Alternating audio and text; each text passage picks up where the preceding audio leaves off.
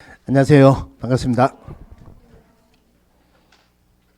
자, 저번 시간에 포상금 보셨고 오늘은 요약지 123페이지 수수료 볼 차례입니다. 123페이지예요. 자, 이게 행정수수료 이래 나와 있는데 실제로 문제가 나올 때는 행정수수료라고 안 나오고 그냥 수수료라고 나올 거예요. 이게 왜 행정수수료라고 되어 있느냐면은 원래 공인중개사법에 수수료가 두 개가 있었어요. 여기서 말하는 행정수수료하고 지금은 중개보수로 바뀐 게 수수료라고 표현되어 있는데 그 두 개를 구분하기 위해서 여기서 나오는 수수료를 행정수수료라고 했는데 우리 그 중개보수는 수수료가 중개수수료는 보수로 바뀌었죠. 그죠? 그러니까 여기는 굳이 행정수수료라고 이제는 표현할 필요가 없습니다. 그냥 수수료라고 하면 되고 시험에 나오더라도 그냥 수수료라고 나올 거예요. 자, 수수료 한마디로 말해가지고 거기에 박스 안에 1번에 보시면은 시도지사가 시행하는 공중개사 자격시험에 응시하는 자, 여기는 시험에 먼저 시험하고 관련된 부분이 먼저 나왔는데 일반적으로 자격보다는 등록하고 관련된 문제가 더 많이 나와요. 그래서 제가 수업을 할 때는 주로 등록하고 관련된 부분을 먼저 하죠. 그죠? 그럼 3번부터 한번 볼게요. 자, 중개사무소 개설 등록을 신청하는 자. 자, 등록을 신청하면은 등록증 교부 받겠죠. 그럼 등록증에는 밑에 시군구청장하고 도장을 찍어주겠죠. 다른 말로 공무원이 도장을 찍어주는 것은 반드시 도장값 내야 돼요. 그 도장값을 법에서 표현하기로는 수수료라고 표현되어 있습니다. 그럼 여기서 벗어나서 다른 부분에 잠깐 갔다 올게요. 자, 주택임대차 계약을 체결했어요. 또는 상가임대차 계약을 체결했다. 임차인의 입장에서는 계약 체결하고 난 뒤에 제일 먼저 실무적으로 뭐부터 해야 됩니까? 계약 체결하고 나면은 계약 체결했다. 기분 좋다. 한잔 하자. 이거부터 해야 되는 게 아니고 일단 확정일자를 먼저 받아내야 되죠. 그죠? 확정일자는 전입신고를 했든 안 했든 아니면은 이사를 들어갔든 안 했든 상관없이 확정일자를 먼저 받아놔야 되겠죠. 확정일자 받을 때 뭘 가지고 가야 된다? 계약서하고 또 확정일자를 받는다. 도장을 찍어주는 거죠. 도장값 내야 되죠. 수수료 내야 된다. 그죠? 여기도 마찬가지로 공무원이 도장 찍어주면은 무조건 수수료 내야 된다. 한마디로 도장값이다. 이 말이에요. 자, 4번에 등록증 재교부를 신청한다. 그럼 등록증 받죠. 도장값 내야 되죠. 그 다음에 본사무소 설치 신고한다. 신고 확인서 받겠죠. 원래는 신고 필증이라 했는데 올해부터 이름이 신고 확인서로 바뀌었죠. 6번에 본사무소 설치 신고 확인서 재교부 신청한다. 그러면은 신고 확인서 받죠. 자, 1번 올라가가지고 시험에 응시한다. 응시하면 뭐 받습니까? 원서 받죠. 원서는 비록 인쇄되어 있지만 도장이 찍혀있어요. 수수료 내야 되고 공개사 자격증 재교부를 신청한다. 자격증 받을 거니까 수수료 내야 되죠. 한마디로 말해서 수수료는 공무원이 내주는 도장 찍어줄 때 도장값이다. 이래 보시면은 굳이 외울 필요가 없죠. 그러면은 제일 처음에 관련되는 문제가 나올 때는 수수료 내는 게 아닌 것이 뭐냐 이런 부분들이 주로 문제가 나왔어요. 예를 들어서 인장 등록한다. 별도로 받는 게 없습니다. 수수료 낸다 안 낸다?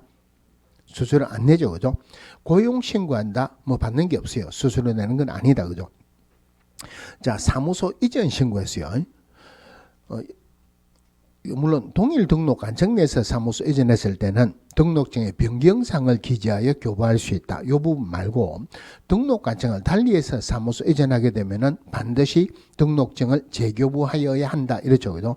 그러면은 우리 여기에서 법에서는 사무소 이전 신고했을 때 수수료 내라는 규정은 없죠. 그런데 사무소 이전 신고했을 때 등록증을 재교부해야 된다. 그럴 때는 수수료 내야 되겠습니까? 안 내야 되겠습니까? 도장 찍어서 받으니까 수수료 내야 되는 거 맞죠? 그죠? 법에서는 그 규정은 없지만 그 서식에 보면은 등록증 재교부 신청에 준해서 수수료 내라고 되어 있어요. 한마디로 공무원이 도장 찍어서 주는 것은 도장값 내야 된다.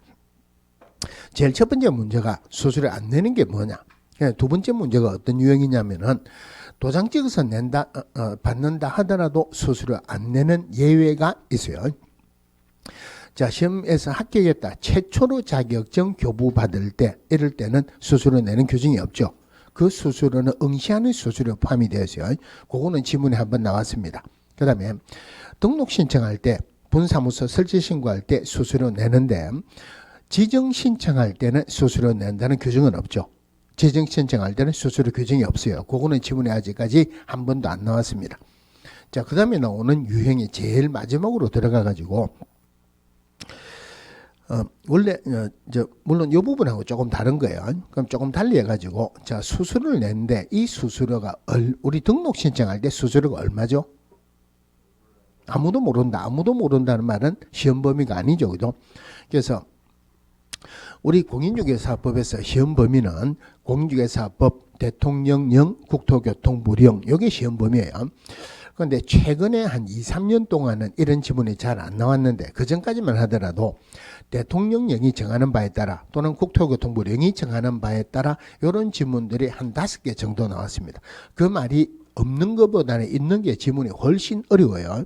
그런데 그게 한 번도 틀리게 나온 적은 없어요. 그러니까 그 지문이 나오면은 국토교통부령이 정하는 바에 따라 이 부분을 가로치고 없다고 생각을 하세요. 그런데 거기에는 대통령령이나 국토교통부령 들어가면 절대 안 되는 게 3개가 있습니다. 우리 시험 범위가 아닌 것은 대통령령, 국토교통부령 들어가면 안 되죠. 그죠? 우리 저번 주에 공인중개사 협회 있죠. 자, 협회는 시도에 지부를 둘 수 있고 시군구에 지회를 둘 수 있다. 어떤 시도에 지부가 있는지 어떤 시군구에 지회가 있는지는 아무도 모르죠. 아무도 모른다는 말은 우리 시험 범위가 아니다. 그죠? 그러니까 거기에는 국토교통부령이 정하는 바에 따라 지부나 지회를 둘 수 있다. 이래 들어가면 안 되죠. 정관이 정하는 바에 따라 지부나 지회를 둘 수 있다. 그 다음에 우리 중개보수 계산할 때 제일 먼저 구분하는 게 뭐였습니까? 주택이냐 아니냐부터 구분한다 그러죠. 그럼 주택 외는 국토교통부령으로 정한다. 국토교통부령은 시험 범위니까 직접 알아야 되죠. 그래서 매매든 교환이든 임대차든 전부 다 1000분의 9 이내에서 당사자 협의를 합니다. 물론 소형 오피스텔, 즉 전용 입식부엌과 정용 화장실이 설치된 85제곱미터 이하의 오피스텔은 최고가 매매나 교환은 1000분의 5, 임대차는 1000분의 4 이내에서 당사자 협의하죠. 그죠? 물론 주택은 1000분의 5입니까? 1000분의 4입니까? 주택은 1000분의 5다 이래 들어가면 안 돼요. 1000분의 4다 들어가도 안 되고 주택은 시도조례로 정합니다. 시도조례로 정한다. 우리 시험 범위가 아니라는 말이에요. 시도조례로 정한다. 또 하나가 여기에서 나오는 수수료 낼 때 얼마다는 거 모르죠. 등록 신청할 때 수수료 얼마 낸다. 아무도 모르죠. 아무도 모르니까 국토교통부령이 정하는 바에 따라 수수료 내야 된다. 이러면 틀렸죠. 그죠? 요 수수료는 지방자치단체 조례에 따른 수수료 냅니다. 자, 지방자치단체 조례에 따른 수수료 낸다. 이게 국토교통부령으로 정하는 수수료 낸다. 이러면 문제가 제일 어려운 문제가 돼요. 그런데 지방자치단체가 크게 2개가 있죠. 광역지자체, 시도를 광역지자체라 그래요.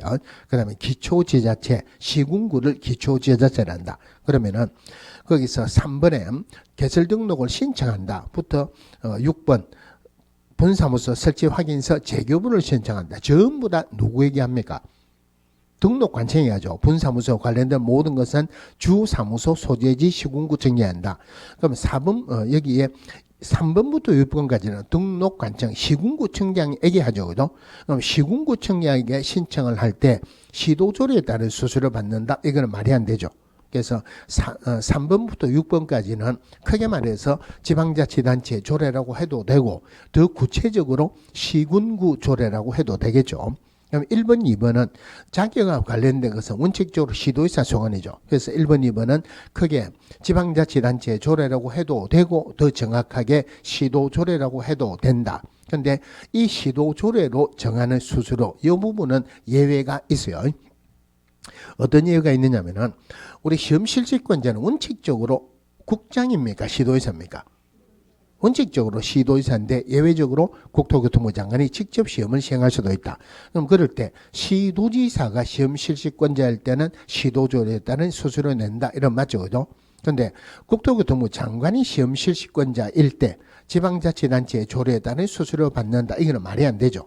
그래서 예외적으로 원래는 지방자치단체의 조례에 따른 수수료 내는데 국토교통부 장관이 시험 실시권자일 때는 이럴 때는 국토교통부 장관이 정해서 고시하는 수수료 이런 예외가 있고 또 하나가 1번, 2번 시험에 응시하는 자, 자격증 재교부를 신청하는 자, 요게 누구에게 위탁을 했을 때는 위탁받은 자가 위탁한 자의 승인을 얻어서 결정 공고하는 수수료, 이런 예외가 있습니다. 그래서 이제 제일 마지막으로 놓은 문제가 마지막에 있는 예외 부분이 한 두 번 문제가 나왔어요.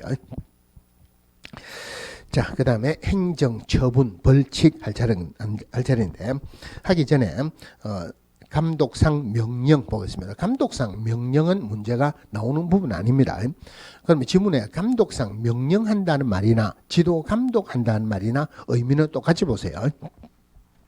자, 법에서 국토교통부 장관, 그 다음에 시도지사, 그리고 등록관청은 자, 공인중개사 협회, 거래정보사업자, 그리고 개업공개사에 대해서 지도감독할 수 있다 하면은 맞다 틀렸다. 저번 시간에 협회이죠. 자, 협회는 지부나 지회를 둘 수 있다. 지부를 설치한 때는 시도지사에게 신고해야 되죠. 지회를 설치한 때는 등록과청에 신고해야 되죠. 하지만 신고받은 시도지사나 등록과청이라 하더라도 절대 지부나 지회 지도감독할 수 없다 그랬죠. 협회든 지부든 지회든 지도감독은 오로지 국장만이 할 수 있어요. 그래서 국장은 협회 지도감독할 수 있지만 시도지사나 등록과청이 협회 지도감독할 수 있다, 이런 말이 들어가면 안 돼요. 이 기획공개사가 법인이라면은 본사무소가 있을 수도 있죠. 본사무소가 있을 수도 있다. 그럼 국장, 시도지사, 등록과청 전부 다 본사무소에 지도감독할 수 있습니다. 그런데 현실적으로는 주로 등록관청이 합니다. 그럼 등록관청이 예를 들어서 주사무소 소재 시군구청장이 서울 종로구에요. 대구 수성구에 본사무소가 있다. 서울 종로구청장이 대구의 수성구에 내려와서 지도감독한다. 이거는 말이 안 되죠. 그래서 본사무소 소재지 시군구청장도 본사무소에 지도감독할 수 있다. 요거 지도감독해라고 등록관청에게 본사무소 설치 신고하게 되면은 등록관청은 7일 이내 신고 필증을 발급하고 지체 없이 본사무소 소재지 시군구청장에게 통보한다, 이런 거죠. 지도 감독해라고 통보하는 거예요. 자, 지도 감독하는 방법이 두 개가 있습니다. 전혀 중요한 거 아니에요. 사무소에 출입해서 조사 검사할 수도 있고, 아니면 공무원이 자기 자리에 앉아서 자료 제출해라, 보고해라 할 수도 있다. 지도 감독하는 목적 두 개가 있는데 이것도 중요한 거 전혀 아닙니다. 부동산 투기 등 거래 동향을 파악하기 위해서, 또 하나가 위법 행위 확인해가지고 행정 처분하기 위해서. 자, 이래 있는데 무등록자의 사무소에는 출입할 수 있겠습니까, 없겠습니까? 무등록자의 사무소에 출입을 해야지 적발할 수 있죠. 다른 말로 무등록자도 지도감독의 대상은 된다, 이 말이에요. 자, 지도감독의 대상은 된다. 물론 지도감독하러 갈 때 틀리게 나올 건 없습니다. 그냥 지도감독하러 왔습니다, 이래는 하지는 안 하겠죠. 그죠? 공무원증하고 지도감독 증명서 보여야 된다, 이런 것도 있어요. 자, 그 다음에 여기에서 틀리게 나올 건 아닌데 한 페이지 넘어가서 2번 감독의 목적 바로 위에 동그라미 4번에 한번 볼게요. 자, 국장, 시도지사 및 등록관청은 불법 중개인을 등에 대한 단속을 하는 경우 필요한 때는 공인중개사 협회 및 관계기관에 협조를 요청할 수 있다. 이 경우 공중개사 협회는 특별한 사정이 없으면 이에 따라야 한다. 당연하겠죠, 그죠? 자, 근데 이 지도감독, 감독상 명령 위반하게 되면은 오늘 나중에 나올 건데, 기업공개사 위반하면은 요거는 그 제일 밑에 있죠, 그죠? 제일 밑에 기업공개사 위반하면 업무 정지입니다. 6개월 이하의 업무 정지다. 그런데 거래정보 사업자가 위반하면은 거래정보 사업자에게는 업무 정지 줄 수는 없죠. 그래서 거래정보 사업자에게는 500만 원 이하의 과태료 줍니다. 물론 중요한 건 아니고. 자, 오른쪽에 중요한 행정 처분이 있는데 전체적으로 한번 정리를 하고 할게요. 자, 행정처분, 행정관청에서 하는 처분이라고 줄여가지고 처분이라고도 표현을 하기도 하지만 요거는 잘 안 줄입니다. 그냥 행정처분이라 그래요. 자, 우리 공인중개사법에 행정처분이 5개가 있습니다. 첫 번째가 등록 취소, 그 다음에 업무 정지, 그 다음에 자격 취소, 자격 정지, 그리고 지정 취소, 요 5개가 있어요. 자, 행정처분할 때는 제일 먼저 봐야 되는 게 등록 취소, 자격 취소, 지정 취소하려는 경우는 청문을 실시하여야 한다. 청문이라는 게 한마디로 변명의 기회를 주는 거예요. 청문 안 하고 취소하게 되면은 행정절차법 위반으로 취소 자체가 무효입니다. 대신에 사망하거나 또는 법인 해산으로 취소할 때는 청문 안 합니다. 사람이 죽어 간수가 있는데 관을 막 흔들면서 왜 죽었습니까? 왜 죽었습니까? 안 하잖아요. 그죠? 사망하거나 법인 해산으로 취소할 때는 청문을 안 해요. 자, 근데 지금까지 실제로 문제로서는 한 번도 안 나왔는데, 물론 이것도 나올 가능성은 별로 없습니다만은, 모의고사나 안 그러면 다른 문제집에 보면 한 번씩 나오는 문제가 있어요. 예를 들어서 형벌을 받아가 취소되는 경우가 있어요. 공인중개사법을 위반해서 징역형 선고받았다. 자격이 취소됩니다. 그럴 때는 청문하겠습니까? 안 하겠습니까? 그 자격 취소 줄 때. 그거는 청문을 안 합니다. 왜 청문을 안 하느냐 하면은 법에는 그런 말은 없어요. 그럼 징역형은 판사가 법정에서 주죠. 그러면 검사가 공소 제기해가지고 판사 앞에 세웠다. 이 사람이 공인중개사법 위반해서 징역형 선고받았다. 공인중개사법 위반했으니까 징역형을 주세요 한다고 해서 판사가 무조건 징역을 주는 건 아니죠. 그죠? 명확한 증거를 제시합니다. 그러면은 그 당사자는 그냥 가만히 있다가 징역형을 받는 게 아니고 충분히 소명할 기회가 있죠. 뭐 변호사가 있다든지 충분히 자기도 이야기에 소명할 기회가 있다. 그거는 청문회랑 같은 효과가 있는 거예요. 그래서 형벌을 받아가지고 취소될 때는 현실적으로 청문 안 해요. 자, 다른 말로 하면은 행정 처분하려는 경우 청문해야 한다? 아니죠. 그죠? 행정 처분하려는 경우 청문하는 게 아니고 등록 취소나 자격 취소나 지정 취소할 때, 즉 업무 정지나 자격 정지는 청문의 대상은 아니라는 말이에요. 업무 정지나 자격 정지는 우리 공인중개사법에서는 없지만 행정절차법에 보면은 의견 제출이라고 있습니다. 청문의 대상은 아니다. 그죠? 자, 그럼 등록 취소는 누가 주느냐면은 등록관청이 주죠. 등록관청이 기업공개사에게 주는 행정처분이고, 업무정지도 마찬가지로 등록관청이 기업공개사에 주는 행정처분이다. 자격 취소, 자격정지, 자격은 누구 소관이다? 시도지사 소관이죠. 자, 근데 조금 이따가 별도로 하겠지만은 우리 법에 시도지사가 3명이 있어요. 자격증을 교부한 시도지사, 그 다음에 사무소 소재 시도지사 2명이 있었는데 자격증을 발급한 시도지사 1명이 추가가 됐어요. 그런데 발급한 시도지사가 추가를 하긴 했는데 이거는 조금 법에 문제가 있습니다. 예를 들자면은 신고 필증을 교부하여야 한다 했는데 발급하여야 한다라고 이름을 바꿨어요. 교부해야 된다, 발급해야 된다, 의미가 똑같죠. 그러면은 그 앞에는 교부한 시도지사로 표현했어요. 이것을 발급한 시도지사 이름을 바꿨습니다. 그런데 이름을 바꾸면 처음부터 그거에 다 바꿔야 되는데 어느 정도 바꾸다가 이제 끝났는갑다, 더 이상 없는갑다 싶어서 뒤에는 안 바꿨어요. 그런데 뒤가 또 있어요. 그러면은 발급한 시도지사가 어디까지만 바뀌어졌느냐면은 교부한 시도지사에서 발급한 시도지사로 바뀌는 게, 자, 우리 등록관청에게 서류가 들어갈 때 자격증 사본이 들어가는 경우는 전혀 없죠.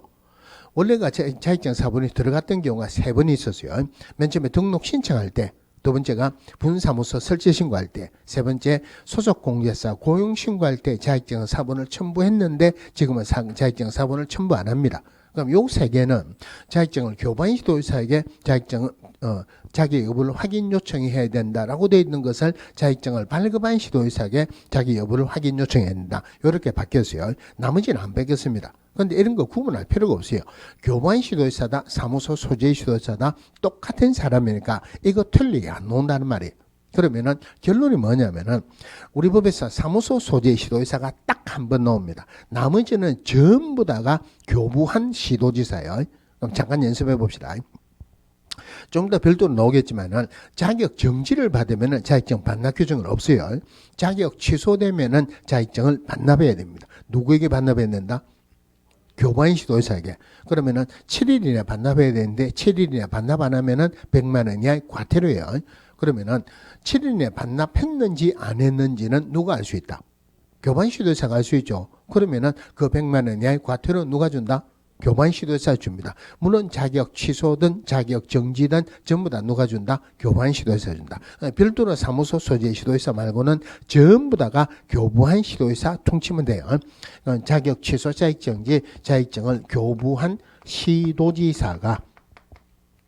시도지사가 자격 취소는 공인중개사에게 주는 행정처분입니다. 물론 이 공인중개사는 공인중개사, 소속 공개사, 공인중개사, 기업공개사 다 들어갈 수 있어요. 자격 정지 마찬가지로 교부한 시도회사가 소속 공개사에게 주는 행정처분이다. 자격 정지는 오로지 소속 공개사에게만 줄 수 있습니다.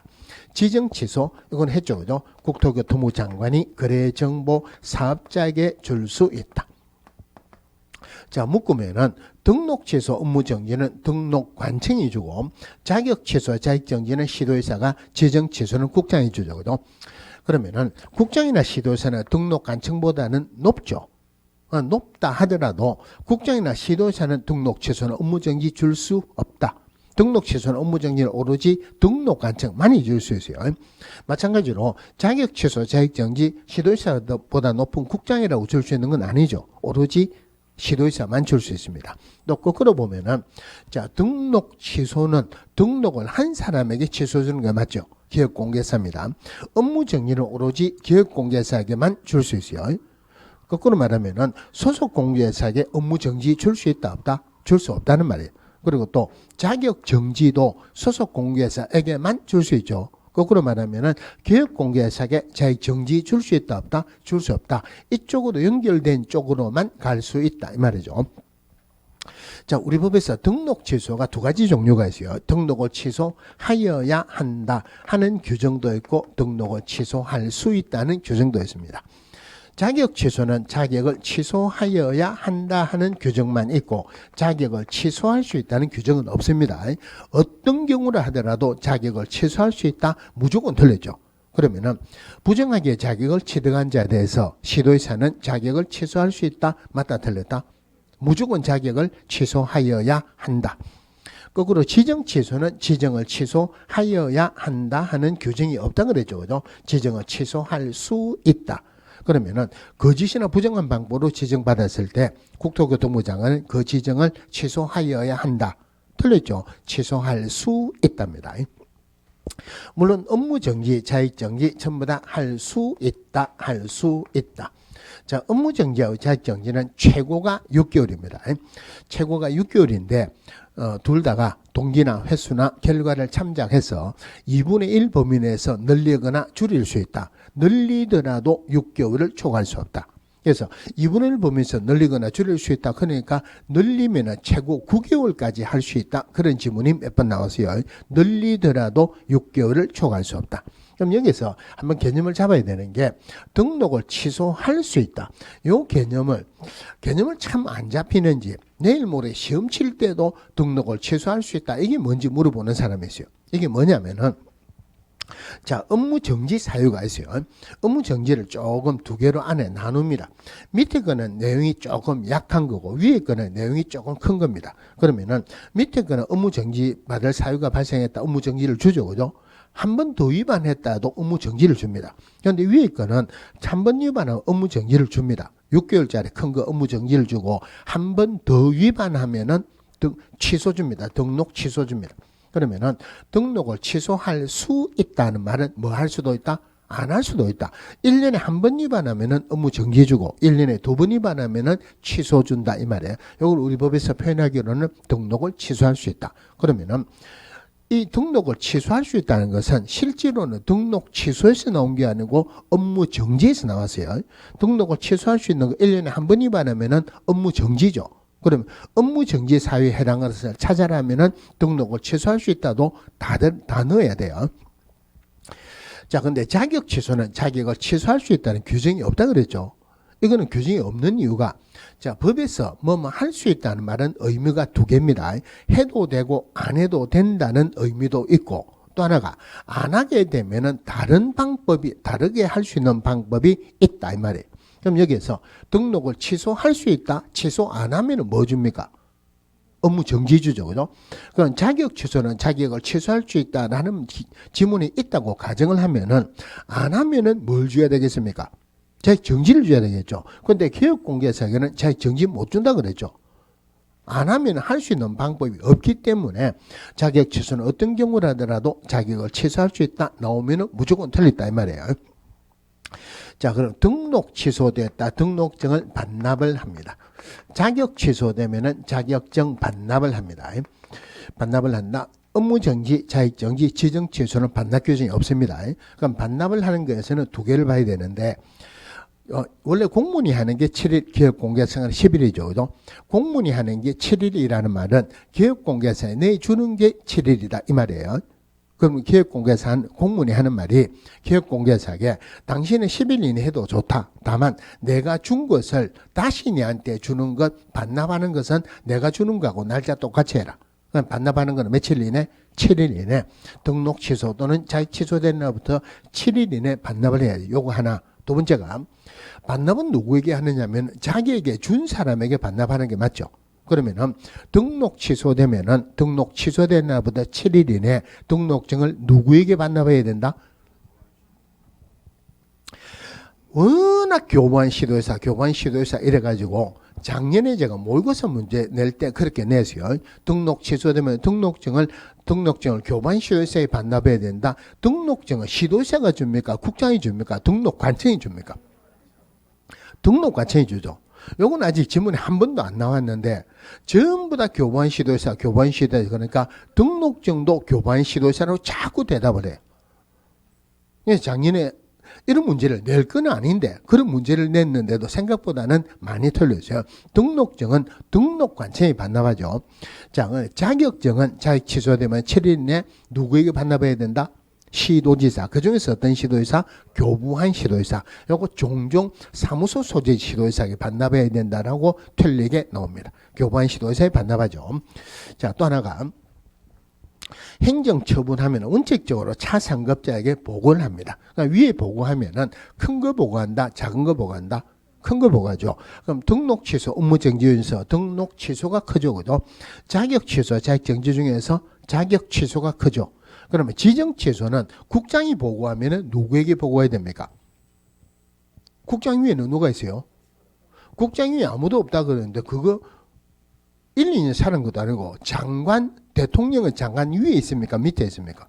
장관 위에 있잖아요. 그런데 우리나라 법이 어떤 법이라 하더라도 장관이 대통령에게 보고해야 된다. 그런 규정은 없습니다. 그러니까 이거는 보고 안 하죠. 그러니까 원래 등록 취소, 자격 취소 보고했는데 등록 취소 보고 규정은 오래전에 없어졌어요. 위에 보고하는 거는 딱 하나가 있죠. 자, 교부한 시도회사가 자격 취소 주게 되면은 국토교통부 장관에게 보고한다. 그러면은 자, 새로운 숫자가 나오는데 원래 공문이 하는 거는 7일, 기업공개사는 10일이죠.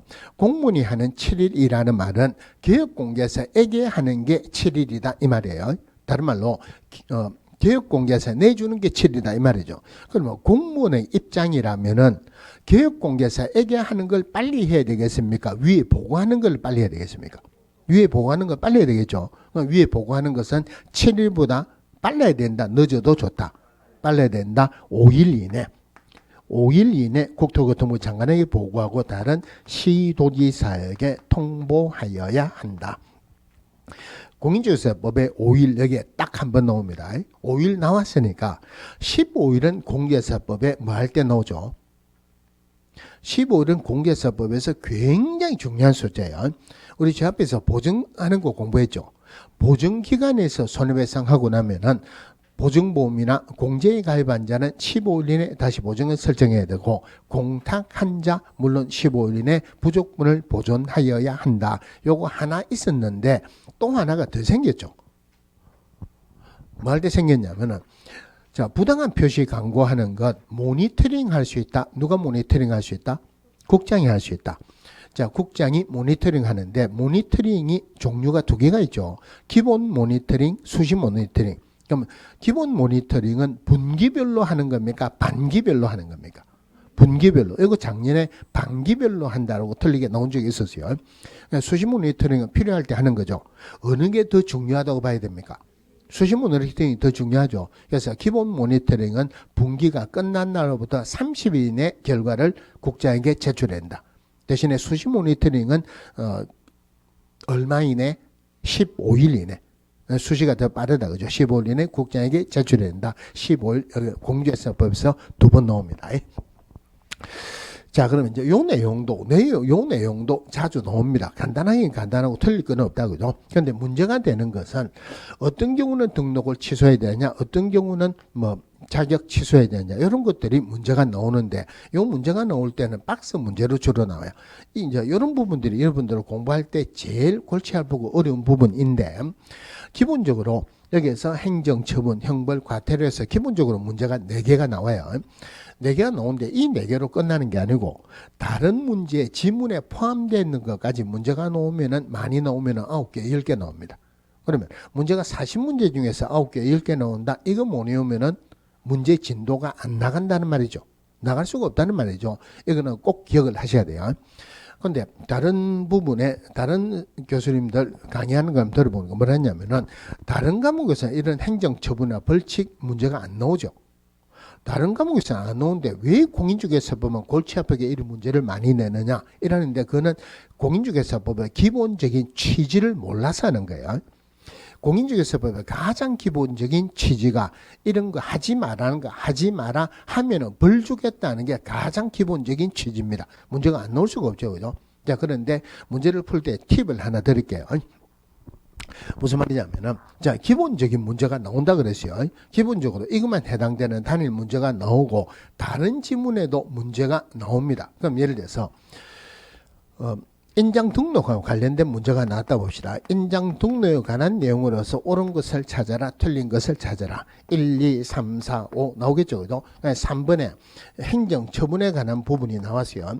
인장 등록하지 않거나 등록하지 않은 인장을 사용했을 때 행정처분은 뭐 받을 수 있다. 아니면은 형벌이나 과태료 뭐 받을 수 있다. 그러면은 이게 3번이면은 3번이 답일 가능성이 많겠습니까? 별로 없겠습니까? 공인중개사 시험은 실력보다는 눈치가 더 중요합니다. 여러분들이 처음부터 그거 전부 다 알아가 문제를 풀 수 있는 건 아니죠. 모르는 거는 대충 눈치로도 풀어야 되죠. 그죠? 이 무슨 말이냐면은, 기본적으로 단일 문제가 행정처분, 형벌, 과태료고 문제가 나온다 그랬죠. 그러면 이 문제는 인장 등록에 관한 문제라고 봐야 됩니까? 아니면은 행정처분이나 벌칙에 관한 문제라고 봐야 됩니까? 인장 등록에 관한 문제지 행정처분이나 벌칙이 핵심적인 내용은 아니죠. 핵심적인 내용이 아니다 하는 말은 답이 아니다. 답 아닙니다. 물론 100%는 아니에요. 100%는 아닌데 80% 내지 90% 이상이 답이 아니었습니다. 이거 눈치를 보세요. 그래서 무조건 아니다 그래 하지 말고 문제를 풀다 모르면은 그렇게 판단을 해라 이 말이에요. 자, 근데 이 내용들을 공부를 해야 되는데 이 내용들을 공부하는 게 사실은 굉장히 좀 어렵습니다. 그죠? 요거 할 때 제가 암기하는 거라고 프린트 내드리는 거 있죠. 그걸 가지고 표현을 합시다. 자, 처음에 제가 할 때는 등록부터 먼저 하는데 우리 교재에 자격에 관한 부분이 먼저 있기 때문에 자격 취소부터 먼저 보겠습니다. 자, 자격 취소에서 문제의 핵심은 3개가 있어요. 첫 번째가 자격 취소하여야 한답니까? 할 수 있답니까? 자격 취소하여야 된다. 첫 글자로 따지면은 정직하게 부양하자 이렇죠. 정지죠, 그죠? 자격 정지 기간 중에 중대업무였다. 직하면은 징이에요. 징역형인데 반드시 이 법이란 말이 들어가야 돼요. 두 번째 힘입니다. 이 법 말고 징역형은 자격 취소 사유 아닙니다. 부정하게 처리했다. 양도대여했다. 빌려줬다. 그죠? 물론 앞에 하나 더 있어요. 다른 사람으로 하여금 자기의 성명을 사용해서 중개업무를 하게 하거나 또는 자격증을 양도대여했다. 핵심 하나가 더 있는데 이거는 조금 이따가 다른 거 하면서 말씀드릴게요. 자, 그 다음에 자격정지입니다. 자격정지는 이게 자격정지냐 아니냐 하는 문제는 문제의 의미가 없어요. 이게 자격정지냐 아니냐 하는 것은 지문에 딱 한 번 나왔습니다. 문제에. 왜냐하면 소속공개사 중개 업무 하다가 위반하면 무조건 자격정지입니다. 그러니까 이게 자격정지냐 아니냐 물어볼 문제의 가치가 없죠. 그러니까 자격정지는 이게 자격정지냐 아니냐 하는 것보다는 자격정지 몇 개월짜리냐 이게 훨씬 문제가 많이 나왔어요. 그런데 나중에 이걸 외우다 보면은 예를 들어서 미인이 2회 결성한다 어쩌고 저쩌고 이소인이 성급하게 서거했다 외우기는 외웠는데 이게 업무 정지에 들어가는지 자익 정지에 들어가는지 이거 헷갈리는 경우가 있어요. 그래서 헷갈리지 말라고 제가 자익 정지할 때는 꼭 하는 이야기가 한 17년 정도 전에 가짜 자격증을 2천만 원에 팔아먹은 사건이 있었다고 했죠. 그죠? 실제로 더 다른 사람이 더 있었는지는 모르겠지만 5명이 나왔어요. 가짜 자격증 2천만 원에 팔아먹었어요.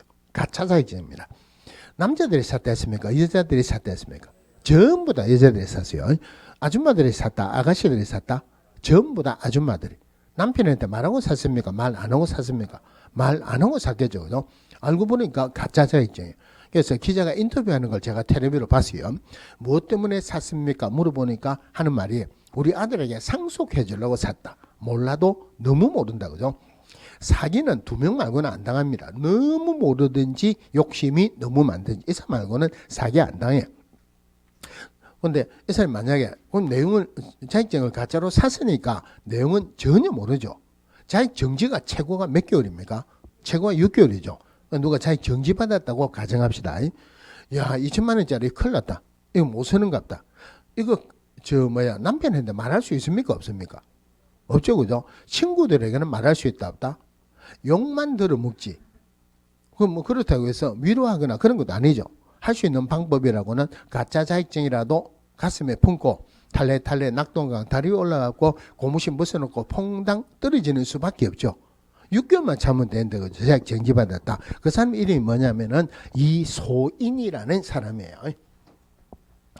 자, 이소인이 6개월만 참으면 되는데 너무 성급하게 서거했다. 이게 자격 정지 사유입니다. 우리 법에서 이중으로 하는 거 3개는 무조건 나와요. 이중 등록, 이중 소속, 이중 사무소 구분해야 돼요. 이소하면은 뭡니까? 이중 소속했다. 인장 등록하지 않거나 등록하지 아니한 인장을 사용했다. 성실 정확하게 확인 설명하지 않거나 설명의 근거 자료를 제시하였다. 그런데 여기서 조심해야 되는 게 이 성실 정확하게 확인 설명 안 했다. 개업공개사 위반하면은 원래는 업무 정지였어요. 그런데 그거는 500만 원 이내의 과태료로 바뀌었습니다. 소속 공개사가 위반하면 업무 정지, 자격 정지지 500만 원 이내의 과태료 아닙니다. 왜냐하면은 이게 과태료 바뀔 때까지만 하더라도 우리 법에서 고용인에게 주는 과태료가 하나도 없었어요. 고용인에게 과태료 주는 규정이 없기 때문에 과태료를 안 받겠습니다. 물론 지금도 고용인에게 주는 과태료는 소속 공개사 연수교육 안 받았다 500만 원의 과태료 이거 말고는 없어요. 업무하면서 과태료 받는 규정은 전혀 없어요. 조심해야 되는 게 과태료가 아니고 자격 정지 그대로 있어요. 제가 첫 글자 할 때 급 하는 것은 전부 다 금이죠. 그죠? 금지행했다. 서명 및 날인 안 했다. 거래계약서 확인설명서에 서명 및 날인 안 했다. 이것을 하나 조심해야 되는 게 자, 거래계약서 소속 공개에서는 중개업할 수 있죠. 거래계약서 작성할 수 있죠. 그런데 거래계약서 작성하는 의무는 누구에게 있다? 기업공개사가 있죠. 기업공개사 작성해야 된다 하는 말은 교부는 누가 해야 된다? 기업공개사 해야 되죠. 보관은 누가 해야 됩니까? 마찬가지로 기업공개사 해야 돼요. 그러면은 작성 안 했다, 교부 안 했다, 보관 안 했다 하는 것은 소속 공개사 의무가 아니죠. 의무가 아닌데 소속 공개사에게 벌 주는 없죠. 그죠? 그러나 소속 공개사 업무를 수행했어요. 기업 공개사가 작성을 했던 소속 공개사가 작성을 했던 그때 서명 및 날인은 누가 한다? 기업 공개사 무조건 하고 소속 공개사도 서명 및 날인해야 되죠. 그때 소속 공개사가 서명 거래계약서 확인설명서에 서명 및 날인 안 했다. 지문에 자격정지 사유가 아닌 것은 뭐냐 딱 한 번 나왔는데 거래계약서 작성 안 했다, 교부 안 했다, 보관 안 했다 이거 말고는 답으로 놓을 게 없다는 말이에요. 그 하면은 거래계약서야. 거래계약서의 거래 금액 등 거래 내용을 거짓으로 기재하거나 서로 다른 2개 이상의 거래계약서를 작성했다. 그럼 자격정지가 6개월 이하의 자격정지를 명할 수 있다. 6개월 이하 중에서 제일 앞에 있는 이중소속 6개월입니다. 제일 끝에 거래계약서 위반 6개월이에요. 제일 처음에 제일 끝에 6개월 있으면 중간에도 6개월 하나 있어야 되겠죠. 그러면 성실 정확하게 확인 설명 안 했다. 금지행위했다. 어느 거 벌을 큰 걸 줄까요? 금지행위했다. 그래서 동그라미 친 거 6개월 나머지는 전부 다 3개월이에요. 물론 요거 6개월 3개월 이래지만은 동기나 횟수나 결과를 참작해서 2분의 1 범위 내에서 늘리거나 줄일 수 있다. 늘리더라도 몇 개월을 초과할 수 없다. 6개월을 초과할 수 없다. 자, 요 중에서 자, 그 뒤에 보면은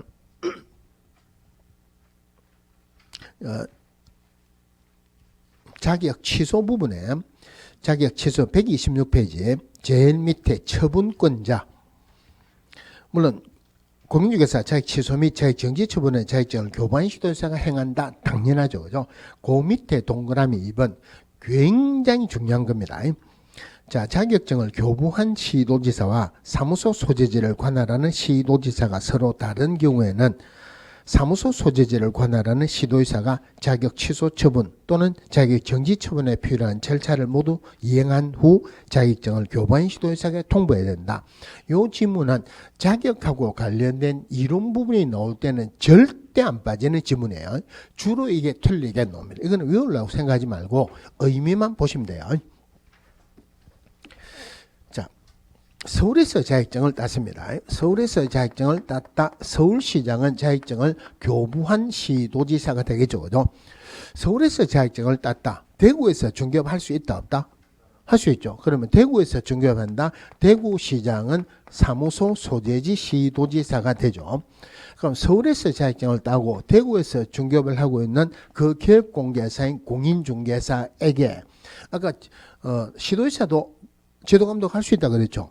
현실적으로 서울시장이 지도감독합니까? 대구시장이 지도감독합니까? 현실적으로는 대구시장이 지도감독하는 게 맞죠. 그죠? 대구시장이 지도감독해가지고 자격 취소에 해당하는 사실을 적발을 했어요. 그러니까 자격 취소 주기 전에 뭐 해야 된다? 청문해야 되죠. 청문회라는 게 변명의 기회를 주는 거라 그랬죠. 순수한 우리말로 하면은 한 번만 봐주세요 하고 사정하는 거예요. 그러면은 서울에서 자격증을 따고 대구에서 중개업을 하다가 대구시장에게 자격 취소에 해당하는 사실을 적발됐어요. 누구에게 봐달라고 사정하는 게 맞습니까?